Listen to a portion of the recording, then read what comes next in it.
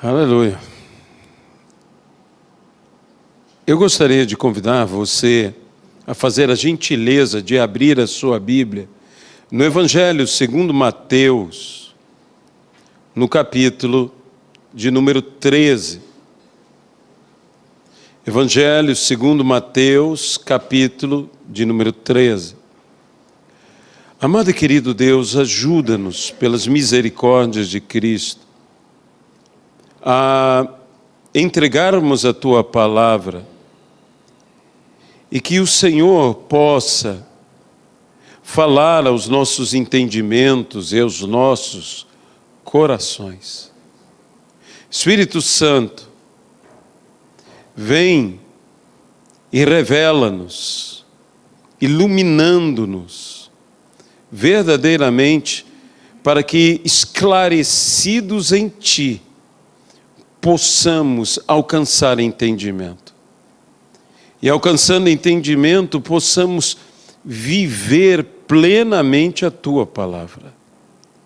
Abençoa-nos, ó Pai, no nome de Jesus Cristo. Amém e amém. No início deste capítulo de número 13 do Evangelho de Mateus, encontramos a seguinte narrativa. Naquele mesmo dia, saindo Jesus de casa, assentou-se à beira-mar. E grandes multidões se reuniram perto dele, de modo que entrou num barco e se assentou. E toda a multidão estava em pé na praia. Essa é o início desta narrativa, a introdução deste capítulo, em que nos fala de uma cena muito simples. Jesus saindo de casa. Nós podemos imaginar Jesus caminhando pela praia, Jesus se assentando naquela praia, olhando, não sabemos para onde, se para o mar ou para trás de si. Mas as multidões vieram ao encontro de Jesus. Por dizer multidões, isso significa que vieram de lugares distintos,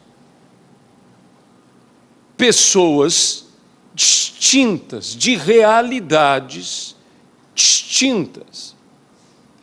Alguns vieram de aldeias, talvez ao redor. Outros vieram de esconderijos, que era muito comum naquela época no deserto. Outros da própria localidade. Mas todos eles confluíram para aquele lugar. E o elemento que os atraía não era o mar, nem era um momento de lazer na praia, era a pessoa de Cristo. E eles foram àquele lugar porque Cristo estava lá. E se ajuntaram de tal maneira que Jesus necessitou entrar em um barco e se assentar naquele barco. E diz a palavra agora que não mais as multidões, mas a multidão, porque se reuniram como uma só multidão. Independente das suas origens, independentes das suas realidades, independentes das suas essências, se tornaram uma só multidão. Crianças, adultos, anciãos ou jovens, ricos e pobres, enfermos e sãos, todos se tornaram uma só multidão E a Bíblia diz que Jesus se assentou e eles estavam de pé. Por que é tão importante dizer que Jesus se assentou? E por que é tão importante dizer que eles estavam de pé? Porque nos dias de Jesus, aquele que ministrava, o rabino, o que dava os ensinos, o que eles chamavam o sagrado saber, aquilo que Paulo chamou de a sã doutrina, quando ensinavam, se assentavam. E assim era a forma como se procedia este momento especial de ensinar-se a palavra. E aqueles que ouviam de pé. Aqueles que ouviam, escutavam os ensinamentos de pé e permaneciam de pé. Aliás, muitas das coisas que nós fazemos assentados, o costume hebreu era fazer-se de pé, como orar, por exemplo. Nós oramos e os judeus, até hoje, para orar, oram de pé. E não só oram de pé, mas movem o seu corpo, porque a Bíblia diz que toda a oferta será movida diante do Senhor. E por causa disso, eles lançam para frente e para trás, movendo o seu corpo. Certa vez, eu tive a oportunidade, pela misericórdia e graça de Deus, estando em Jerusalém, de ser convidado em Jerusalém a entrar numa sinagoga. E entrando na sinagoga, obviamente tentando proceder da maneira mais respeitosa possível, porque não tenho prática nisso, pude tomar um quipá, pude colocar um quipá, que eles têm sempre à disposição para que as pessoas possam usar, e eu coloquei, e me levaram até aonde estavam lendo, aonde estavam orando, e disseram, fique à vontade. E todos estavam lá, indo para frente, indo para trás, indo para frente, indo para trás. E você olha todo mundo lendo a palavra, indo para frente, indo para trás, orando, indo para frente, indo para trás. Daqui a pouco, quando eu percebi, eu estava indo para frente, indo para trás, indo para frente. E parece que os brasileiros têm algo disso quando está no louvor. Não que a gente vá tanto para frente e para trás, mas quando eu vejo o povo de Deus na nossa nação louvando, eu percebo que ele vai para um lado, ele vai para o outro, ele vai para um lado. Se você não tiver cuidado, você fica até um pouco mareado, fica pensando que está num navio, porque o povo parece que está balançando na Arca de Noé. Está para um lado e está para o outro. Por isso é importante, porque se Jesus se senta, e note que Jesus se senta antes da multidão, está toda ela de pé. Isso significa que ele está disposto a falar. Isso significa que a multidão está disposta a ouvir.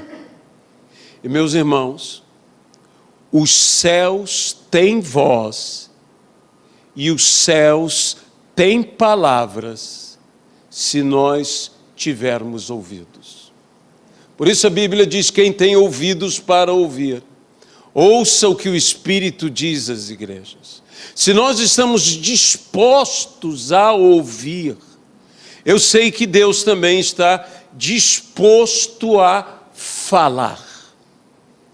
E se Deus nos falar, e não se, mas quando Ele nos falar, eu tenho total convicção que isso transformará plenamente a nossa vida. E viveremos, porque nem só de pão vive o homem, mas de toda a palavra que procede da boca de Deus. De modo que Que Deus encontre hoje em nós a mesma disposição que Jesus viu naquelas multidões. E ele viu com seus olhos a disposição delas ouvirem, pelo fato das multidões todas terem se colocado de pé. Elas estavam na expectativa de ouvir. E eu também quero estar na minha vida, e espero que você esteja na tua vida, com uma grande expectativa, a expectativa de ouvir Jesus. Que Ele me fale. Eu não posso garantir que tudo que Ele me fala, eu entenderei.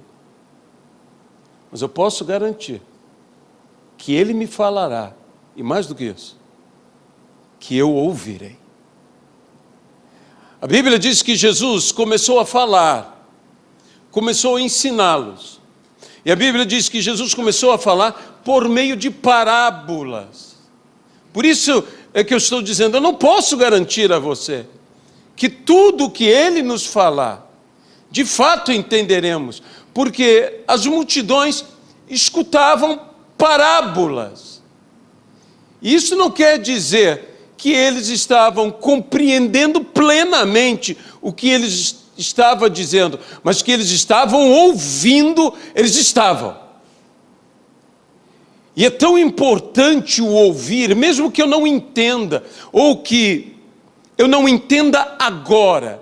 Tanto é verdade que nem tudo eles entenderam, que os discípulos de Jesus, diz na continuidade desse texto, se aproximaram deles e falaram: Senhor, por que o Senhor está falando em parábolas?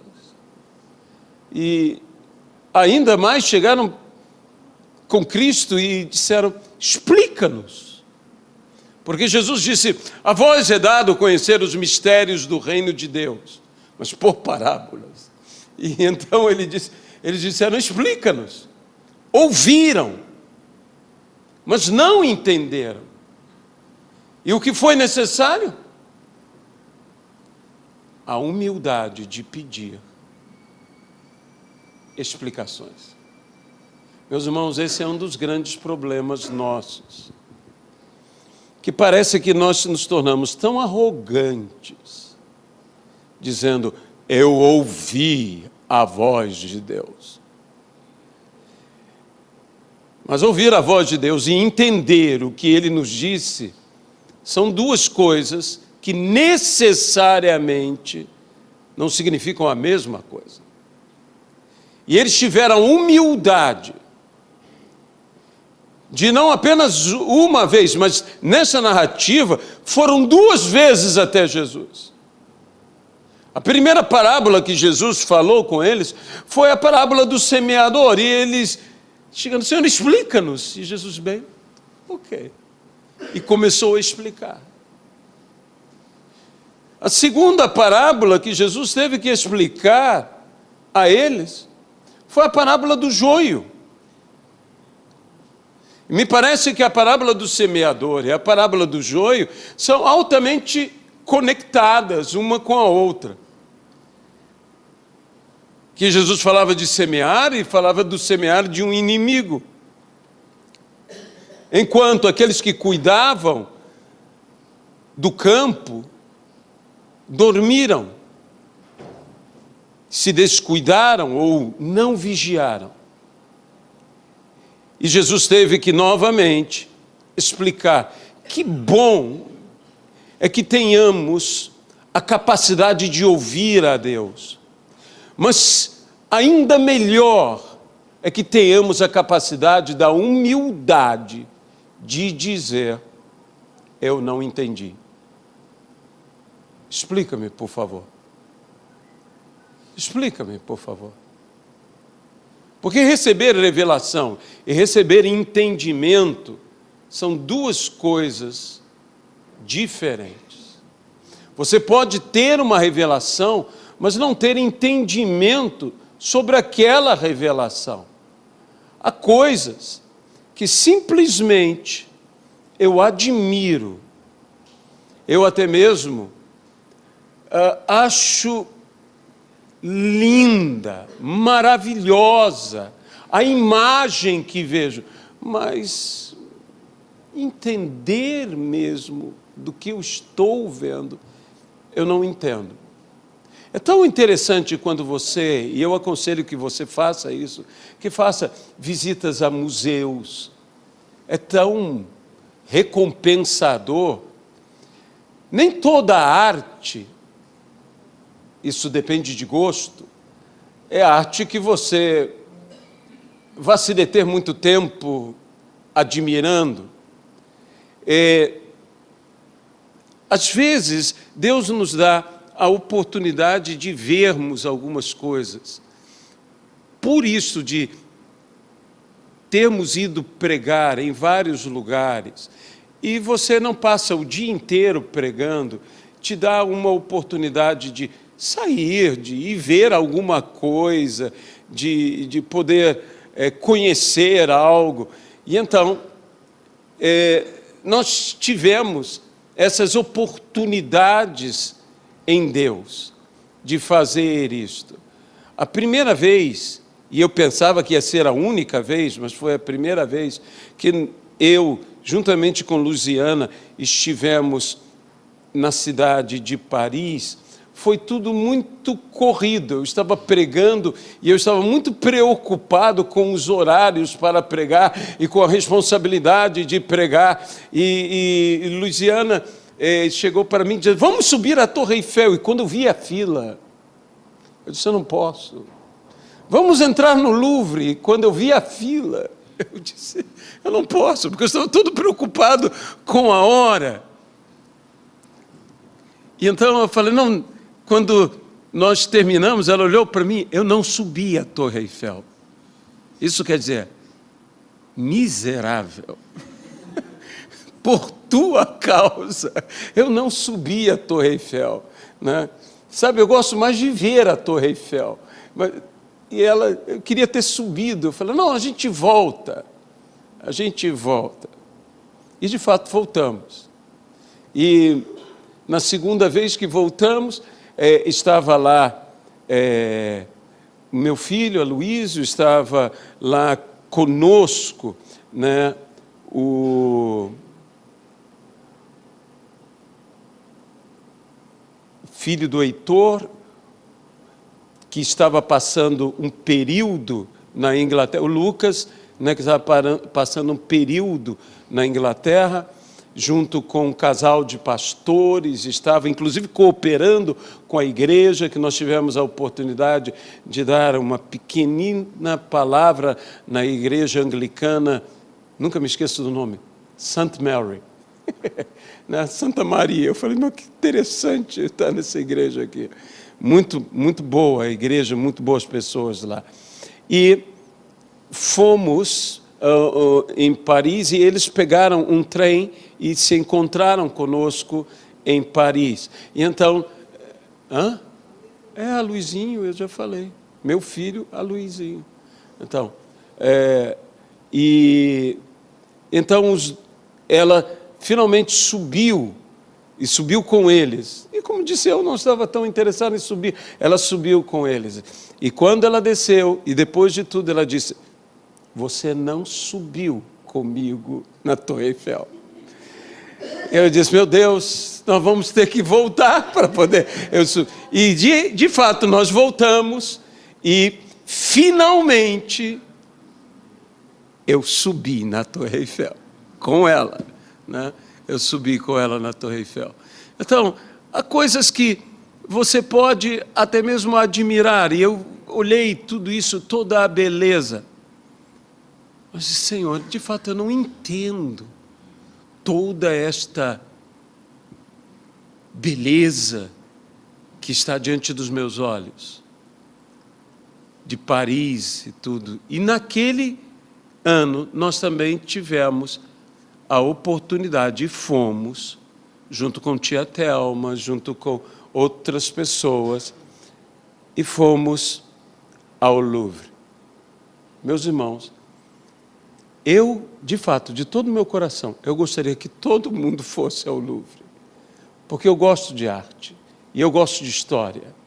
E para mim, é um lugar de delícias, é um lugar de você estar e olhar e apreciar. Mas depois eu disse a Luiziane, se você não tiver uma capacidade, como você pode apreciar de fato isso? Porque você vai apreciar de uma forma talvez emocionalmente intensa, mas intelectualmente superficial. Você tem que conhecer isto. E é mais ou menos como eu imagino ouvindo a Jesus naquele momento nas parábolas, emocionalmente intenso, mas em entendimento tão superficial. É quando Deus fala conosco, eu não posso imaginar qualquer pessoa ouvindo a Deus que não seja algo intenso, emocionalmente arrebatador. Mas o que fazemos com isso que estamos ouvindo? Estamos entendendo, estamos conhecendo, num nível de conhecimento, mas a Bíblia diz, prossigamos em conhecer. Não apenas venhamos a conhecer nesse nível, mas num nível mais intenso, vamos prosseguir em conhecer, vamos alcançar, vamos ir mais além. E é por isso que eu quero tomar apenas um trecho de uma das inúmeras parábolas. Duas delas eu já citei, mas eu quero tomar a parábola da rede e fechar a nossa mensagem nesta manhã com esta parábola. O reino dos céus, versículo 47, é ainda semelhante a uma rede que, lançada ao mar. Jesus tinha a habilidade de falar, utilizando-se de tudo que as pessoas viam ao seu redor, de maneira que o que ele falava se tornasse inesquecível para aquelas pessoas. Veja bem, Jesus estava na praia, Jesus entrou no barco, Jesus falava às multidões que ficaram de pé na praia, as multidões o olhavam sentado no barco, e de repente Jesus falava, o reino de Deus é ainda semelhante a uma rede que, lançada ao mar, recolhe peixes de toda espécie. Na mesma hora, essa palavra de Jesus se tornou, eu suponho, eu imagino, na imaginação de cada uma daquelas pessoas, uma cena real, porque tudo concorria para isso, tudo estava apontado para isto. E quando já cheia, os pescadores arrastam-na para a praia e, sentados, perceba bem, sentados, a postura de quem ensina, sentados, escolhem os bons para os cestos e os ruins deitam fora. A palavra aqui, bons, é a palavra que já tive a oportunidade de citar, e repito, a palavra kalos, que significa algo bom, mas não somente algo bom, mas algo bonito. De modo que a tradução também poderia ser dita, não apenas os bons, mas os bonitos, os peixes bonitos colocam nos cestos, e os feios, o que é apavorante, os feios lançam fora. Então os bonitos entram, os feios que são ruins são lançados fora. Mas a palavra kalos também significa bondoso. Isso quer dizer que os bondosos são colocados no cesto. Mas os que não são bondosos são lançados fora. Eles podem ser malignos, eles podem ser maléficos, eles podem ser maldosos. Porque uma coisa é ser maligno, outra coisa é ser maléfico, e outra coisa é ser maldoso. Mas todos eles, com certeza, não são bondosos. E às vezes eu posso não ser maligno, nem mesmo maléfico, mas infelizmente sou maldoso. E meus irmãos, talvez nos preparemos e até mesmo enfrentemos com maior resistência as coisas ou os erros mais graves, mas os mais sutis não damos a mesma atenção. E muitas vezes uma pessoa é maldosa, ela não só é maldosa por fazer maldades, mas ela é maldosa por maldar. E o bondoso, quando é plenamente bondoso, a minha e talvez a tua percepção dele seja de ingênuo. Ele é tão bondoso que parece ingênuo.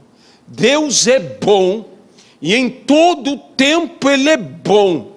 E em todo tempo Ele é bondoso. Isso não quer dizer que Deus seja ingênuo. Mas é porque Deus é bondoso.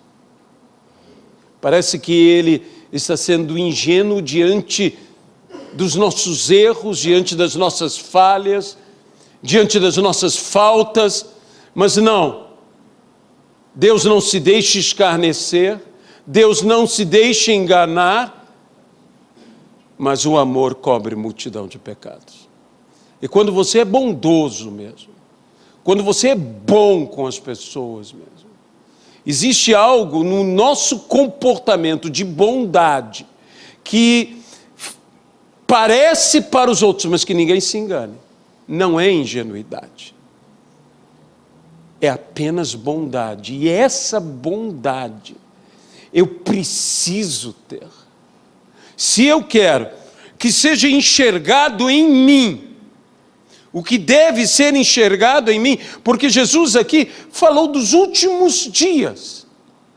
Jesus falou daqueles dias em que verão os anjos.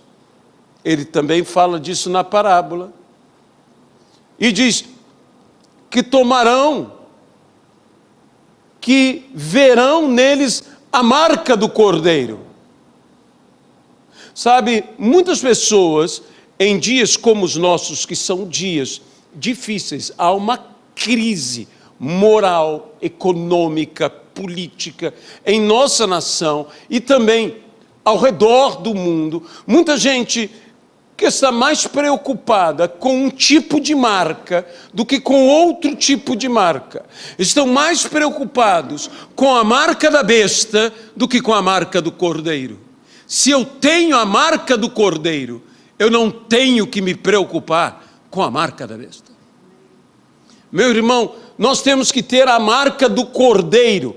E o que os anjos buscarão em nós é uma beleza que só existe em quem possui, em quem está marcado por esta marca do Cordeiro. Tanto quanto naquela terrível noite em que o anjo passou e os que estavam com os umbrais marcados com o sangue do Cordeiro, ele passou, ele não os tocou. Os anjos virão agora para não apenas tocar, para tomar, para levar, para recolher. E o que eles buscaram? A mesma marca, o mesmo sangue, não de um cordeiro, de um animal, mas do verdadeiro Deus que se fez carne para morrer por nós na cruz do Calvário. Eu quero estar marcado pelo seu sangue. Mas o que é ser marcado pelo seu sangue? É proceder de uma forma que se evidencie que o sangue de Cristo me resgatou, que o sangue de Cristo me perdoou, que o sangue de Cristo me purificou e me regenerou. E nesse regenerar eu tenho um comportamento que é bom, que é bonito e que é bondoso. O grande problema não é bondade, o grande problema não é ser bom,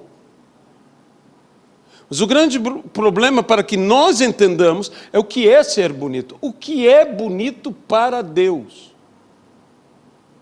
O que é bonito? E como podemos ter a certeza que somos bonitos aos olhos de Deus? A resposta é muito simples. Se eu sou bom, e se eu sou bondoso, não importa o quão feio fisicamente eu seja, eu sou bonito. Porque o que faz a beleza não é estética, o que faz a beleza é ser bom e ser bondoso. Isso é a marca do Cordeiro. Meu irmão, se eu sou de Cristo, eu não tenho que ter escolha. Eu tenho que ser bom. Se eu sou de Cristo, eu não posso ter escolha. Eu tenho que ser bondoso. De modo que se eu sou de Cristo, eu não tenho escolha, eu tenho que ser bonito. Então, segura a minha beleza, que você não pode fazer nada. Tem que aguentar a formosura de quem vos fala. Por quê? Porque eu não tenho escolha. Eu tenho que ser bonito. Mas em que serei eu bonito? No que os olhos veem como a beleza mais intensa, mais maravilhosa, mais profunda. Não uma beleza grega, mas uma beleza nem mesmo hebraica, mas uma beleza divina. Essa beleza divina, essa formosura eterna, está no fato de sermos bons.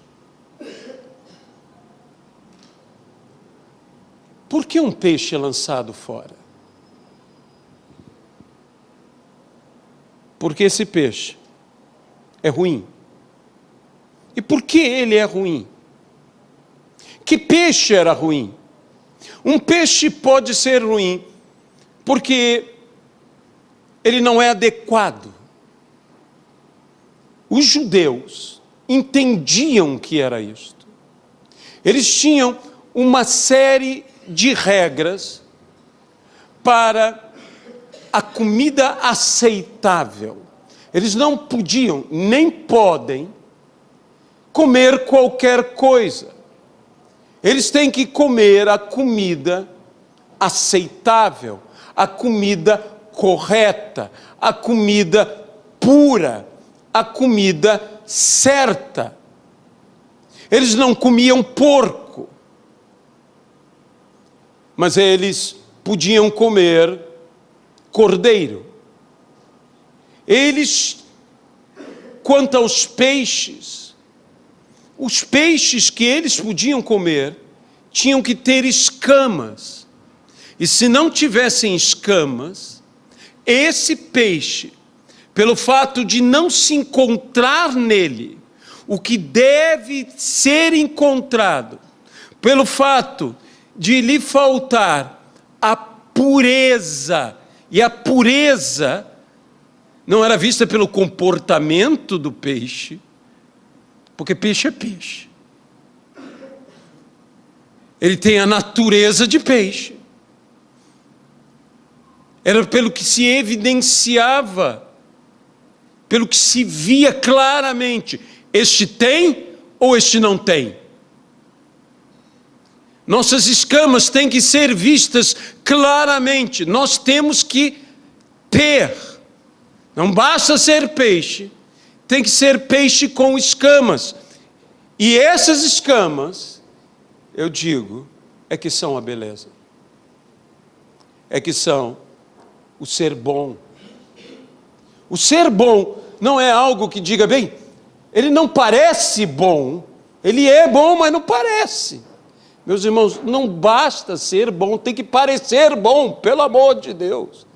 Você não vai, eu não quero ser uma pessoa que diga assim, e eu já sofro desse problema. Em muitos lugares que eu chego, eu tenho, a primeira reação que as pessoas têm comigo, elas me olham, e eu não vou chegar perto desse sujeito.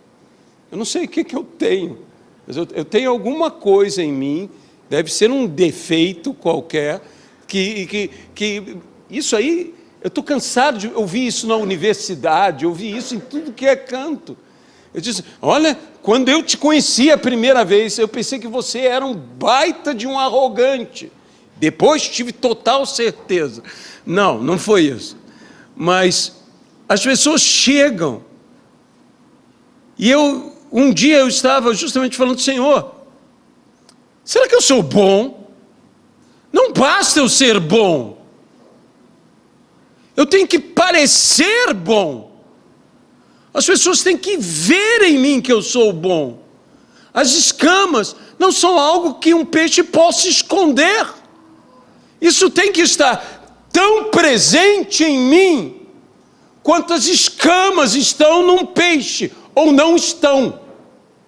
De modo que o fato de eu ser bom e de eu ser bondoso tem que estar claramente visto a olhos nus e não apenas percebido num convívio. Eu não vou dizer que perceber num convívio não seja importante. Eu não vou dizer a você que tem gente que parece ser uma coisa e não é. Esse era o problema do porco, porque o porco tinha parte do que era permitido a comer a carne, ele o tinha. Disse, comerás carne de animais que tenham patas fendidas e sejam ruminantes. O porco, se você o olha, ele tem patas fendidas. Ou então pode, mas o porco não rumina. Isso quer dizer que o porco era um elemento enganador, digamos assim. Essa é a importância do porco. Por isso é que o porco representa a impureza dentro da cultura hebraica, porque ele é algo que parece ser, mas que por dentro não é. E isso é a pior coisa que pode existir. Isso se chama hipocrisia. A maior impureza que existe na fé ou no meio da igreja é hipocrisia. Parece ser, mas por dentro não é. Então, se alguém é hipócrita, você pode falar com certeza, é porco. E não é ofensa, é o porco que você está ofendendo. É porco. Agora, um peixe também não seria adequado, não porque não tivesse escamas, mas agora eu não falo do sentido dos últimos dias. Eu falo no sentido de por que pessoas não vieram logo. Porque às vezes o peixe só não é adequado, não porque ele é sem escamas, não porque ele é nocivo ou venenoso, peçonhento, é porque ele ainda é muito pequeno. Tem gente que ainda não chegou a hora dela, mas tenha paciência, ela vai crescer. E essa é uma palavra que eu quero dar de esperança a todos vocês. Isso nada tem a ver com a idade. Isso nada tem a ver com experiência de vida. Isso tem a ver a chegar do tamanho certo que dê na rede. Há pessoas que ainda não chegaram no tamanho certo. Há peixes que os pescadores nem esperam chegar na praia. Eles já percebem, eles já o tomam. Existe uma série que é muito interessante sobre pesca ao atum azul, que eu acho interessante ver, embora é a mesma coisa sempre, não é? A pessoa luta para pescar, mas tem um tamanho. A pesca só é permitida quando ele passa de um determinado tamanho. Se ele tem, por exemplo, uma vez eu vi e o peixe só tinha, imagine, só tinha 1,60 m. Era ainda pequeno, lançou-se fora. Devolva o peixe. Ele não pode, ele ainda é pequeno. Devolva o peixe, ele não pode levar, ele ainda é pequeno. Há gente que precisa crescer. Há gente que Deus está ainda trabalhando na vida deles. Há gente que o milagre ainda não aconteceu porque ele precisa crescer. Sabe, o próprio Senhor Jesus Cristo precisou crescer. O próprio Senhor Jesus Cristo precisou chegar aos 30 anos de idade. O próprio Senhor Jesus Cristo chegou a essa idade. E nessa idade é que tudo começou a respeito do ministério de Cristo. De modo, meus irmãos, que não é porque um peixe não é aceitável agora, que ele é inaceitável para o futuro. Talvez só seja um fato que ele precise crescer. A gente, na nossa vida, a obra que Deus está fazendo, deixe que o Senhor, ao seu tempo, trará cada um e todos chegaremos lá. Nenhum sequer, diz a Bíblia, se perderá. Porque Jesus não lança fora a ninguém que vem a Ele. E Ele mesmo diz, eu não perdi nenhum dos que me confiaste, exceto o filho da perdição. Para que se cumprisse a palavra. Para que se cumprisse a palavra. De modo que vamos evidenciar em nossas vidas, em nossas escamas, que você e eu somos bons, somos bondosos e somos bonitos. Vamos ter a formosura que Deus espera encontrar em nós, que os olhos de Deus vejam em nossas vidas Cristo em nós. Jesus, eu quero me entregar em tuas mãos e pedir juntamente com meus irmãos que o que é de Cristo, as evidências que são minhas escamas, que eu sou aceitável, que elas sejam bem visíveis, bem pronunciadas em mim, evidenciadas em nossas vidas. Peixes aceitáveis, adequados, bons. Oh Deus, nós estamos aqui dispostos a te ouvir, mas queremos hoje a humildade de te pedir. Explica-nos, ó Senhor, as tuas palavras. Eu não quero apenas ler as Escrituras, eu quero compreender as Escrituras. De modo que eu peço humildemente ao Espírito Santo, ensina-nos. Porque Jesus disse, quando vier o Espírito, Ele vos ensinará. Então, Espírito Santo, ensina-nos, explica-nos todas essas coisas. No nome de Jesus. Amém e amém.